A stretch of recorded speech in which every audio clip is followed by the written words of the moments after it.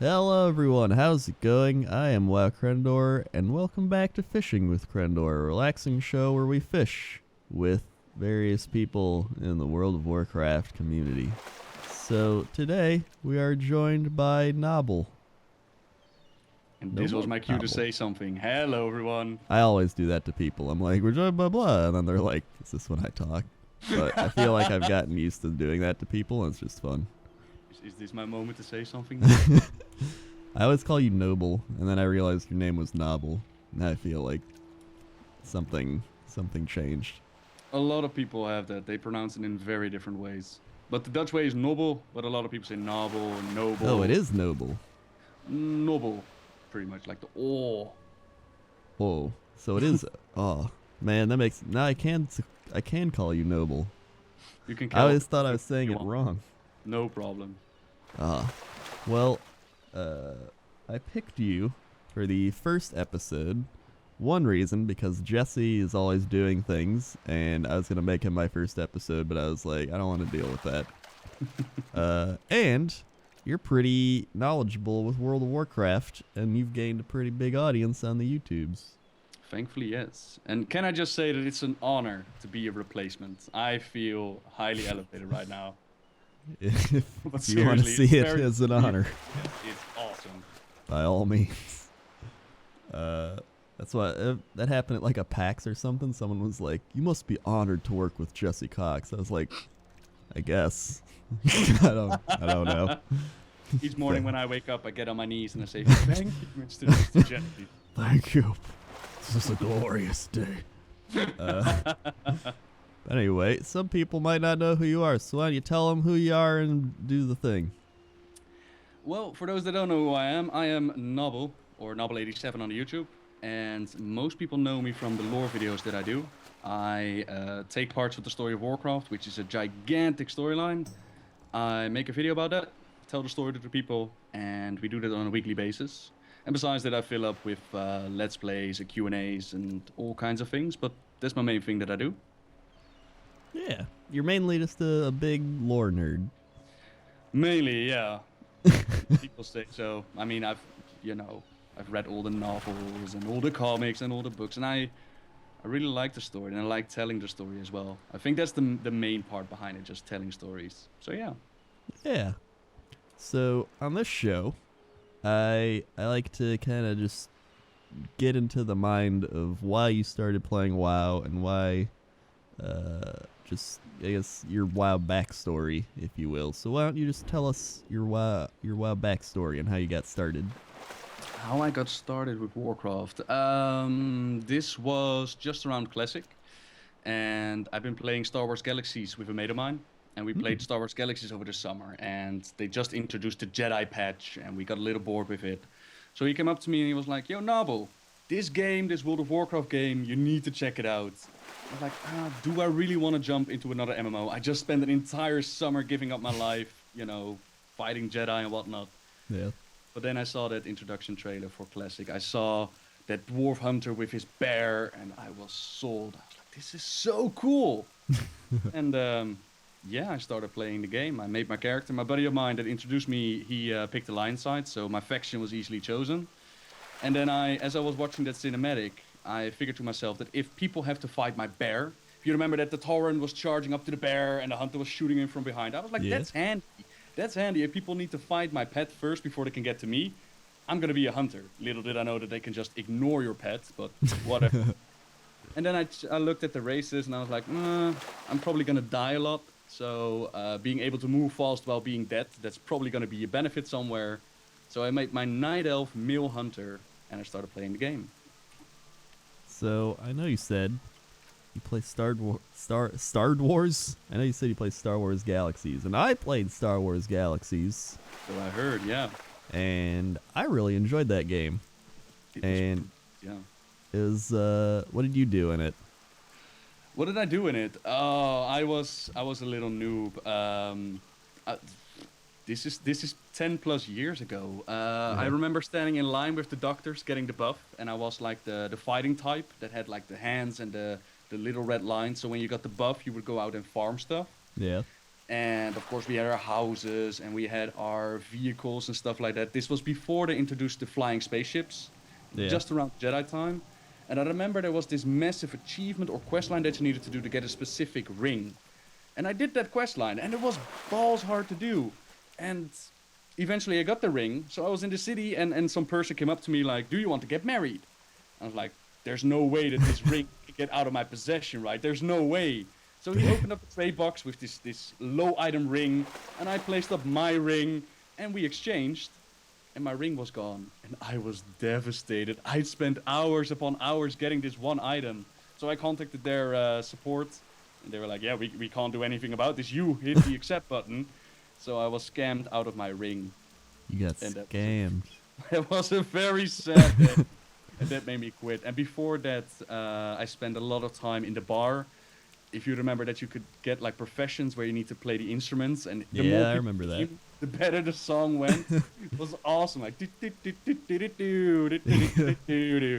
do remember that.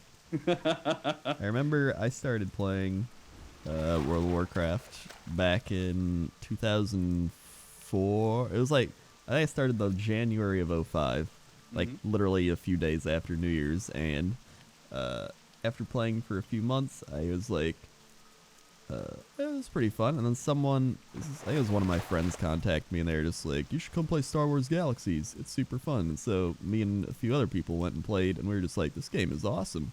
And I played a Chewbacca guy. And I remember they gave me a crossbow, and they were like, "This crossbow is really good. Just don't waste it." And I like killed it or something. It was like broken by the end, and I was like, all right. I just like never played after that. But I remember I liked how you could like have your housing, because they had a really big world for housing and stuff. They did, yeah. I was just in listening to a web show where they were actually also talking about Star Wars Galaxies, and they were comparing it to the garrisons, how we got them in game. Like, how awesome would it be if you could customize it like it was able in Star Wars Galaxies? Now, the only disadvantage of Star Wars Galaxies with my computer back in the day, that if you would go out into the area where everybody could dump their houses, Yeah. you would get lag and you would run into houses, and it would take like 15 minutes to get 1 meter across. But the customization was brilliant. Being able to put your own vendor there, like your miniature auction house, and then come back and collect your money. People knew you. People knew that little house to be found. And I think that if garrisons even took 50% of that, they would have been so much better when it comes to customization. That's what I think the big thing they missed is with garrisons is they didn't allow, that's my thing about this, how they didn't allow for the player to kind of create their own experience. They're kind of like, this is how you have fun, go have fun. Instead of allowing people to kind of create their own fun. So if you had, that would be really cool to have like your own vendor.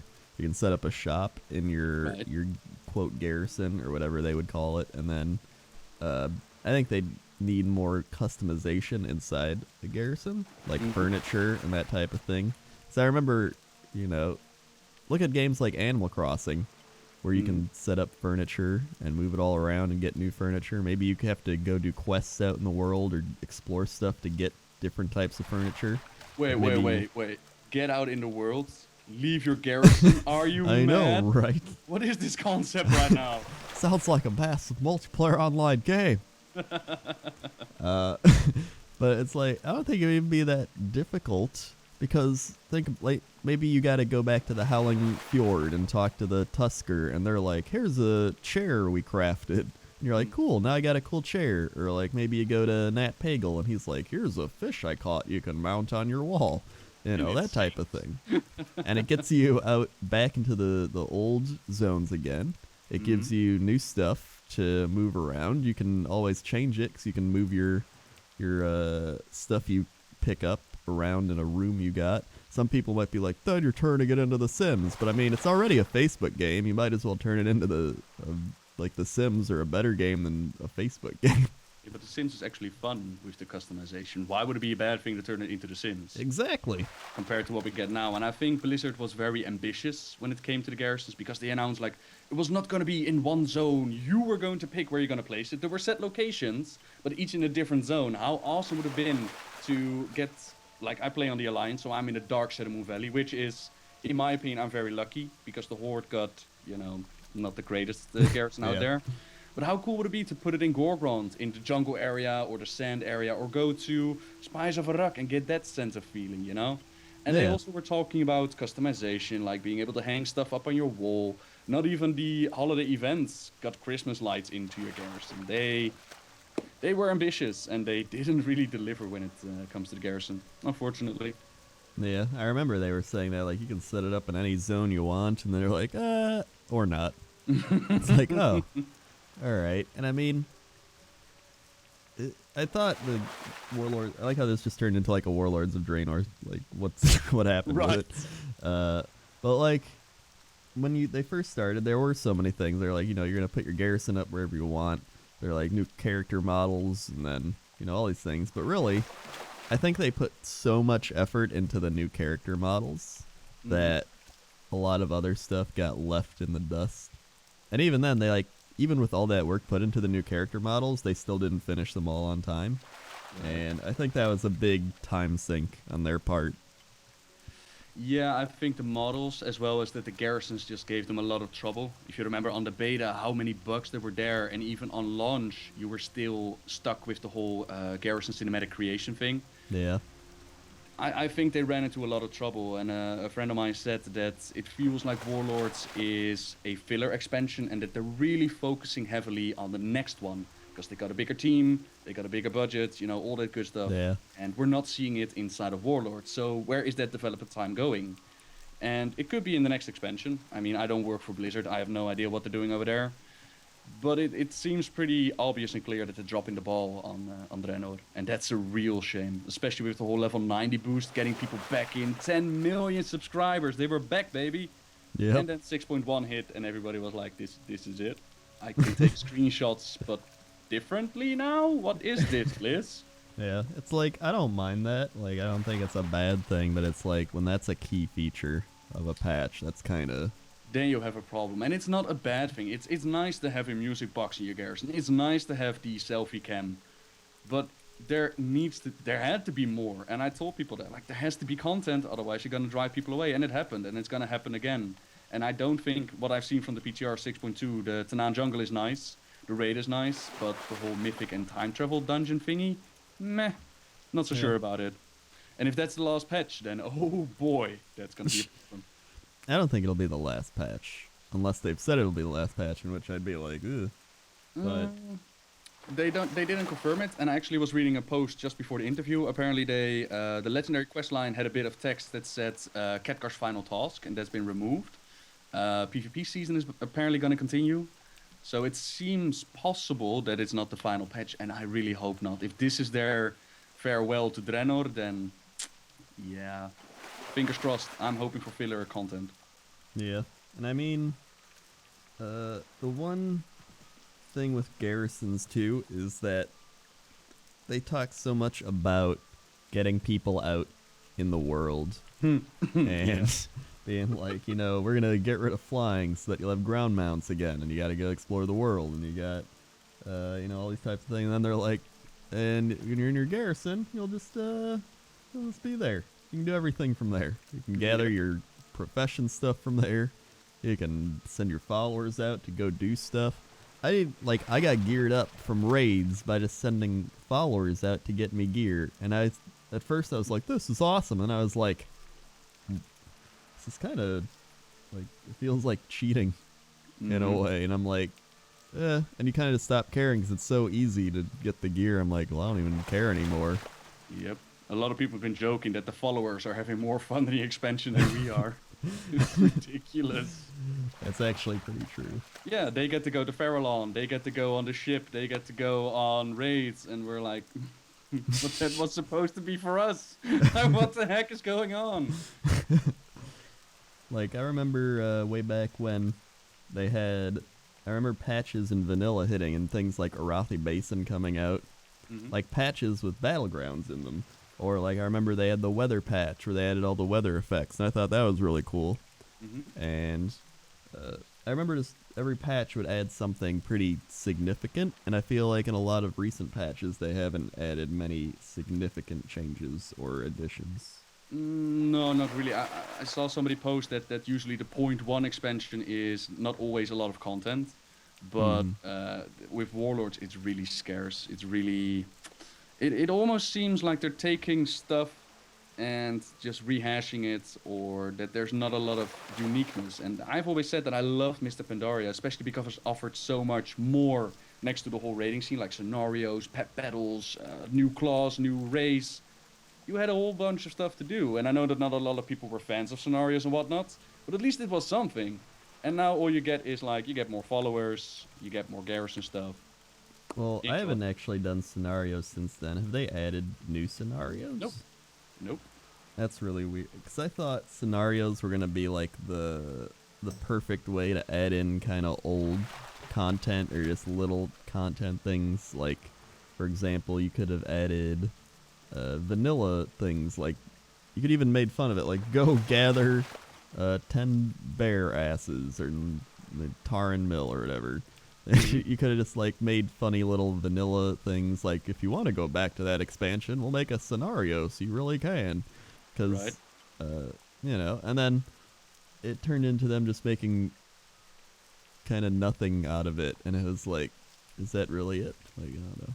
And that was the whole setup with scenarios. I can't imagine that scenarios are hard to make. The whole area that you work in is an in-game area. So all they need to do is add a bunch of NPCs, add some events, maybe a little bit of storyline, and you got yourself a scenario. So I don't really see the problem. And it was such a great tool to delve into a little bit of additional storytelling, a little bit of lore telling. Like, not all of them were that great, but a couple of them were just so very nice. Like Furthermore Destroyed, for example. It did not compare to the storyline that was told in the book, but at least it was something. Yeah. And yeah, I wonder why they're not adding any scenarios, but like who a knows? mini dungeon. Yeah, it was quick.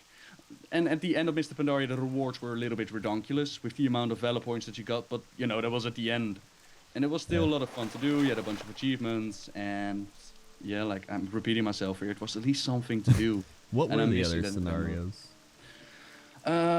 Dagger in the Snow, where you were following Moira Bronzebeard, and you were told the story how Moira of the Dark Island Dwarves was proving herself to the Alliance. You had Dagger in the Dark. Blood in the Snow it was called. And then Dagger in the Dark, that's the one where Vol'jin was assassinated by Garrosh, which led into the Darkspear Rebellion.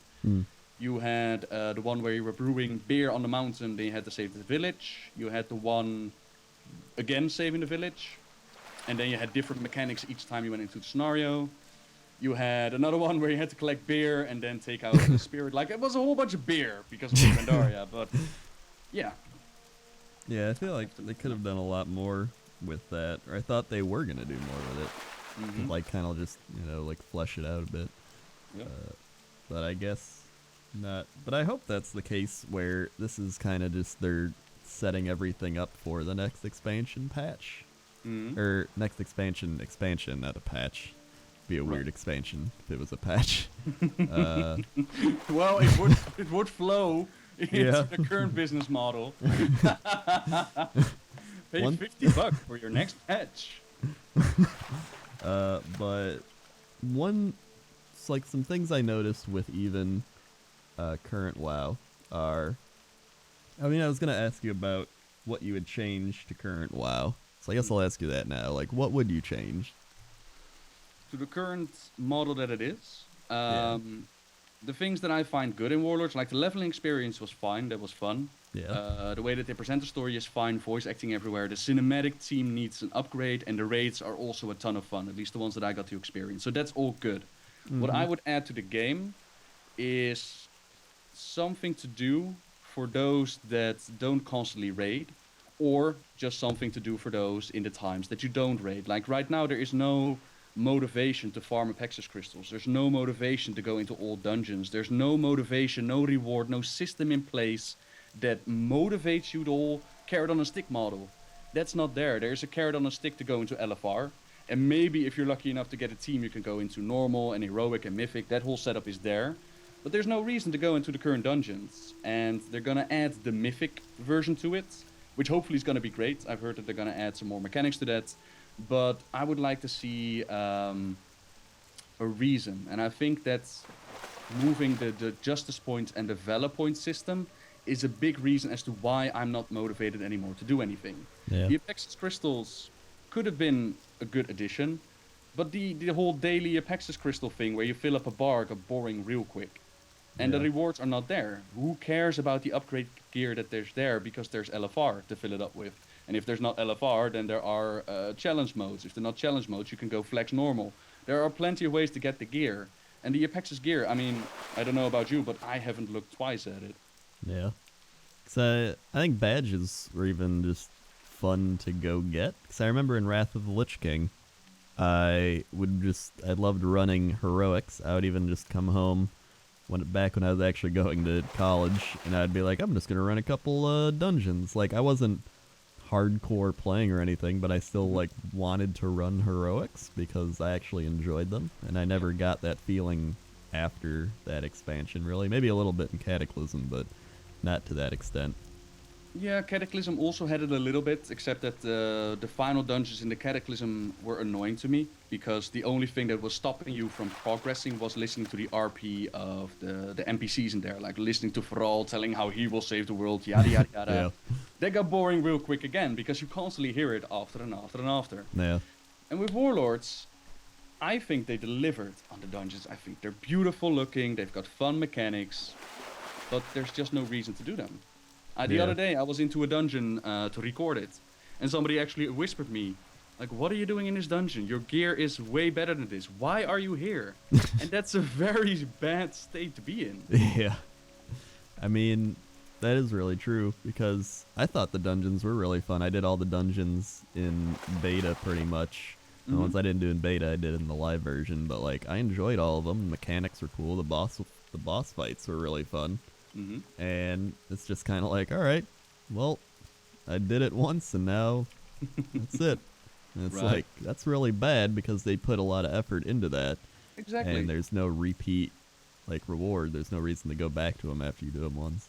Absolutely, and that's a waste of resources. And I can understand that they're gonna say like, yeah, dungeons in between is a waste of our resource time because nobody will do them. Yeah, if you don't put any motivation in there, nobody is gonna go in there. Yeah, of course then it's a waste of your resources because we're also not getting any new dungeons in between. Yeah. So yeah, it's weird. I'm really hoping that the mythic upgrade that they're gonna do, with a couple of new mechanics, not just scaling, because that's what they're gonna do with the Time Walker dungeons. That's just scaling you down back into time so that it feels like Yeah. it feels like when you're leveling up and you're doing those dungeons, that's pretty much the difficulty that it is right now.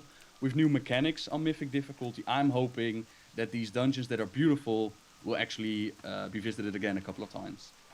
Yeah, I hope so. And I mean, it's a cool idea, but you gotta wait to see how it actually works out. Absolutely, yeah. But I know one thing I enjoyed in the older expansions was neutral cities, like Shatrath and Dalaran.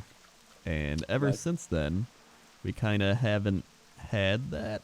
And I think that's something a lot of people want back. Because I know I enjoyed it. I enjoyed kind of you log in and you see the other faction, and you feel like you're a part of a big community. And right now, I mean, Cataclysm was like, okay, you're in Orgrimmar or Stormwind or whatever.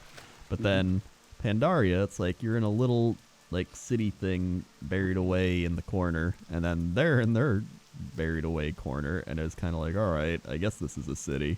And then this expansion, you're just always in the garrison, and it's Right. like I feel like they need that community of people in a city again. So you're But- telling me that you don't like the towns given to you at Azran? Is what I'm getting from you. You don't enjoy the tents that are standing there. I don't enjoy the tents in one building. Not And the portals scattered across the area. again. I think it was like, I think they wanted to do like the big cities again, but they didn't have enough time, and they knew that, and so they were just like, here's some tents. I don't know. I still got the feeling that they wanted to push us into world PvP again. What we saw on the beta, like the Horde city was done. And I think the concept, for those that didn't catch on to it, the concept was that you were going to either defend or conquer your own city. Like, Alliance was going to defend Karabor and that would become your capital city, whereas the Horde was going to conquer a Blade Fire Citadel? Blade Spire or something, the Yeah. Ogre area, and that was going to become your capital. Horde side was done. Alliance side still needed the inside, the interior still needed some graphics, and then it would also be done. And then they came with the news like, yeah, we're not going to make these capital cities because a whole bunch of different reasons. here are some copy-paste cities in Astran.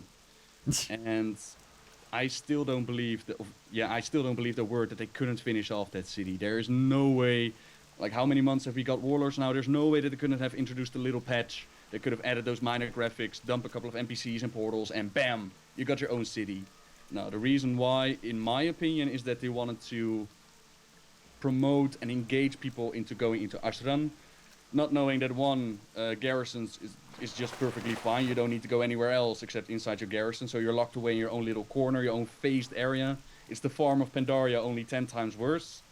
And then Ashran, people don't want to be forced into world PvP. If they want a PvP, they'll find the area themselves. They don't need a little copy-paste city next to it. That's not going to help. So that's my idea behind it. It's kind of, that's the whole thing where it's like they're trying to make you have fun. Like, this is how you're supposed to have fun, go do it. Yeah. And it's like, that doesn't work. No. And it's not a fun battleground. At least in my opinion, it's not a fun battleground to begin with. Not unless you're a ranged character. Because melee, you're middle in the thick of it. There are a bunch of casters. It's like Alternate Valley, only 10 times worse. It is. Yeah. I know, for example, professions. There's one I actually joked about it. I mentioned this in my sub-loss video, but I made a video called If WoW Was Easier, and there's a thing called Herbalist Island, and I was like, you just go to the island and get all your herbs, 'cause the game's so easy. Everyone's like, haha, that's funny. And now it kind of came true, except it's just Herbalist little section of your garrison, where you just go there and you get all your herbs, or you go to the mine and you get all your ore, and you're like, all right. And it's like there's a good in simplifying, and there's a bad in oversimplifying. Yeah. And I think they went past the oversimplification line, and they need to tune it back, because there's no like fun when you just sit in one place and get everything handed to you. And they need to change that. I thought it'd be cool if they even brought back things like ammo. Because I heard you talking about that, yeah. I think if you look at a lot of the survival games out there, like Rust or Reign of Kings or any of those Survivor games, there's kind of this fun, enjoyable achievement aspect of gathering your wood and gathering your materials and then using those materials to benefit yourself or your team. And even if they're like, oh, it's useless because, why do you need ammo? It's just a meaningless task. There's something there about it that makes you feel like it is actually benefiting you. Like, yeah, I do need to gather these arrows to go do this quest. Or like, I don't know. There's something to all the reagents. And I feel like ever since they removed that, it's kind of, I don't know, it feels like there's something missing. Less engaging, less creating the fantasy of you're actually doing something. Yeah, I remember the time that you had to get, and that's another thing with professions, you were dependent on each other. If you were a hunter, you needed either an engineer friend or you needed to be an engineer because you needed those special arrows in your quiver and the whole quiver quest line behind it. Yeah, I get you. And on the one hand, it's, I don't know if you can call it simplifying or just making life easier. But in the case of arrows and a couple of reagents to buff other people and get some food for your pets, stuff like that, it was annoying sometimes, like find a butcher to feed your kitty cat, and if you didn't do it in time, it would run away. But on the other hand, it did add something to it. It did keep your head in the game, so to say. So yeah, I definitely agree. Yeah, I mean, it doesn't have to be like some insane stuff, or even like attunements I talked about. It doesn't have to be like a 20 quest chain attunement or something. I think it'd just be like just little fun things that kind of get you involved with the world a bit more, or more interaction with your character and your friends. Yep. And that's kind of what they're lacking right now. So don't get us wrong, Bliss. We don't want the 5-minute paladin buffs. No, thank you. Yeah, that's no. But let's see. I mean, now we talked about Draenor and the current state of the game. But let's talk about maybe some funny WoW stories you've had, or like just fun things that happened to you in general over the years in World of Warcraft. Fun stories in World of Warcraft, and what are we looking for? Like, I got a couple of anecdotes, but I don't think that's for all audiences. For example, back when I used to raid in vanilla, I accidentally looted Broodlord's head, and then because I was on the phone, and then I looked, and it was like, coincidentally, only one may loot this head, and everyone was like, why did you loot that? And I was like, yeah, but, you know, just little stupid stories like that. Ninja looting, that takes me back. Wow, that takes me back. For everybody out there, back in the day, we didn't have this fancy smancy roll system that we have now. We don't have that you can't loot if you cannot use it. Everything was up for grabs, and you had to use /roll and the honor system. It was brilliant. Yep. Oh, I remember a friend of mine. She accidentally looted a rogue's armor. She was a druid playing it, and back in the day, druids with melee was a no-go. You were a healer or you were not a druid, right? Mm-hmm. And over time, you got bear tanks and whatnot. But she took those gloves. She wanted to be a melee druid, and the rogue did not let up. He was steaming, and for months he was angry at her. Eventually, she ended up in his guild, and he was still angry about it. He wanted her out. But the guild needed a druid. They needed her as a healer, and that made him even more angry. And another buddy hunter of mine, he decided that he was going to be the first melee hunter ever. Ever. He was going to be the first melee hunter. He went into UBRS, where you could get these weapons, and rogues and warriors were lusting for these weapons. That was the whole reason they went in there. And then he came along and he's like, yeah, I want those weapons. So he took them, and everybody hated his guts. And I was like, yeah, buddy, you go for it. If you want that, you can go for it. I actually had a friend like that in Vanilla WoW where he was a warrior, but he was like, I'm going to be a fury warrior. And back then, if you're a warrior, pretty much like, I'm prot, I'm going to tank. But he is like, no, I'm DPSing. And he would like top DPS charts pretty much all the time. And so he was like one of our best fury warriors on the server because we were in one of like the top 3 guilds. And everyone was like, wow, he's really good. And we were like, yep, that's that. But it's like, it was so cool because it was far less defined roles. Or I guess, how would I say it? Like the roles were more defined back then, but you could still kind of break out of them if you were good enough to do that. Yeah, they were defined by the community. They were defined by this is what you can do best. But it doesn't mean necessarily that everybody has to play like that. Mm-hmm. I remember I was running a dungeon on my hunter, and I was like, I think it was Undead Strat Home, and my Beast Stalker something dropped, and then a shaman rolled on it and won it, and I was like, what? Ooh. And he was like, I can roll on it too, and then he just left. And I was like, well, all right. But that was the system. It was like you rolled need, or it was just either rolled or you passed. I think that was it. They didn't even have need or greed yet. Yeah. It was just kind of, yeah. And I remember when I raided, I had DKP. Oh, DKP! Don't get me started. That's a minus 50 DKP. I think a lot of people hear that too with the Onyxia thing, like DKP, but they don't know what it is, or they kind of know what it is. It was like you gain points by raiding and killing bosses and stuff. So like if you killed like the first couple bosses of Molten Core, you'd get like maybe 100 DKP per boss or whatever it was determined to be, and then you could spend that on like gear or loot. So if something you needed dropped, you'd be like, oh, I have this much DKP, I want it, and then you'd get that subtracted, and then you'd have that gear. Yep. And we had the DKP stands for Dragon Kill Points, by the way. I don't know who designed the system. Yeah. But we weren't smart enough to actually set prices. We only figured out later on that it would make it a lot easier.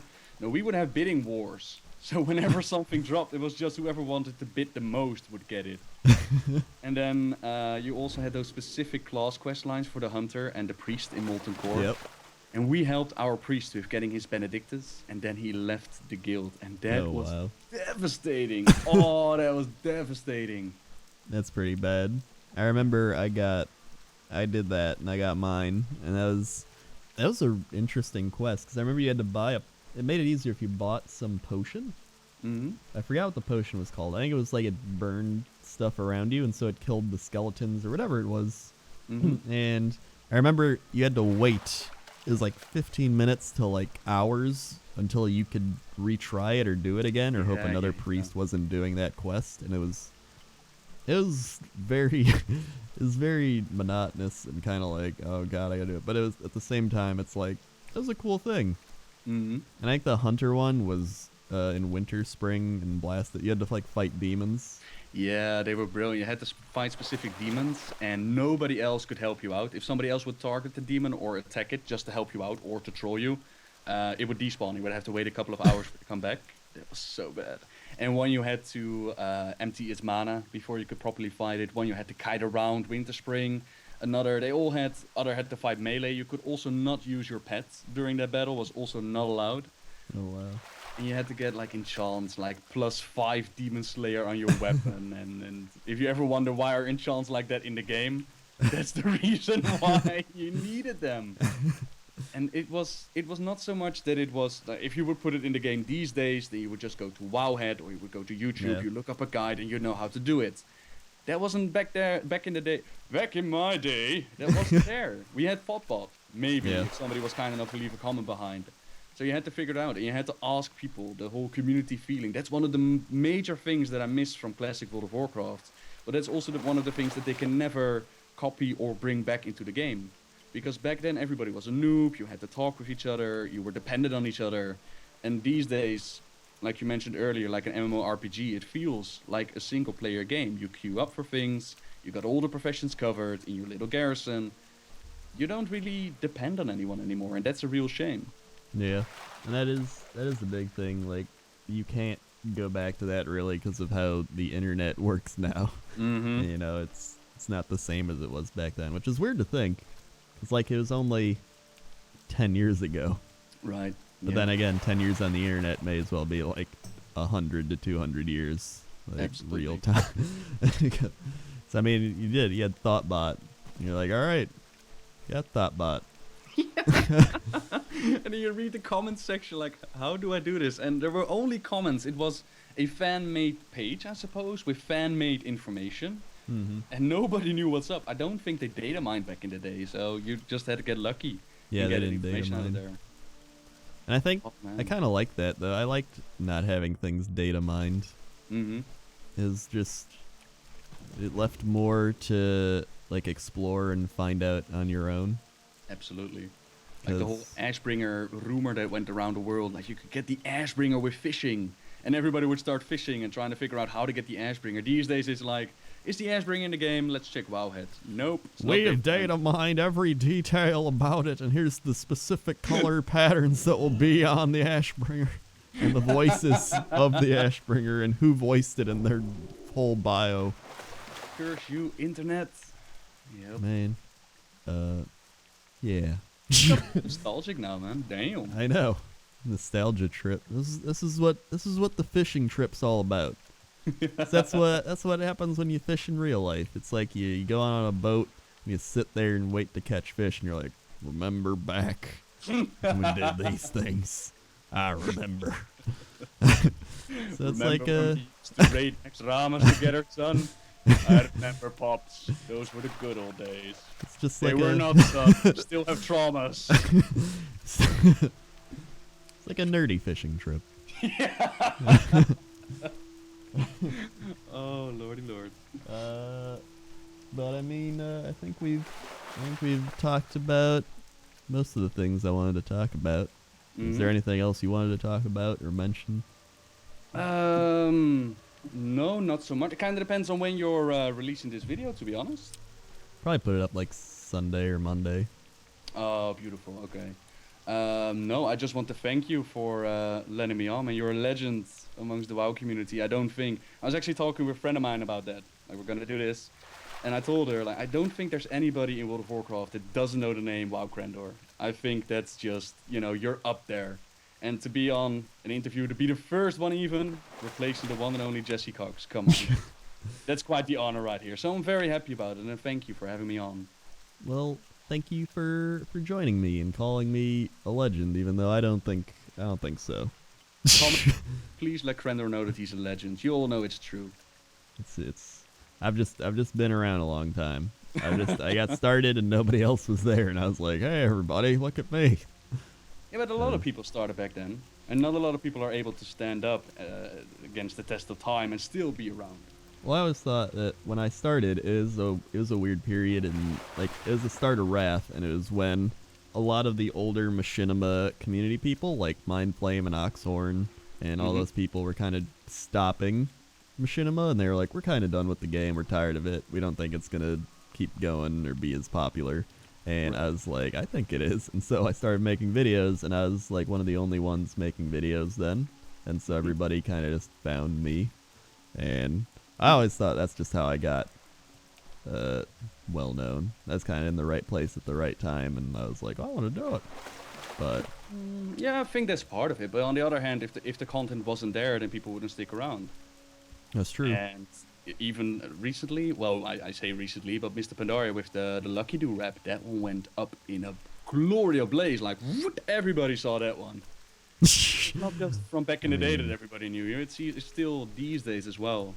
And I can't speak for other content creators, but I've learned a lot from people like yourself and Jesse and TB and everybody at the game station back in the day. It really helped me along on this little YouTube journey. So I hope you're definitely gonna stick around, man. Well, I'll stick around as long as people watch me. If there's only like 5 people watching me, or there's like 80-year-old men just like, I love this. Wow, Crendor. I'll be like, yep, that's me. Content or non-content.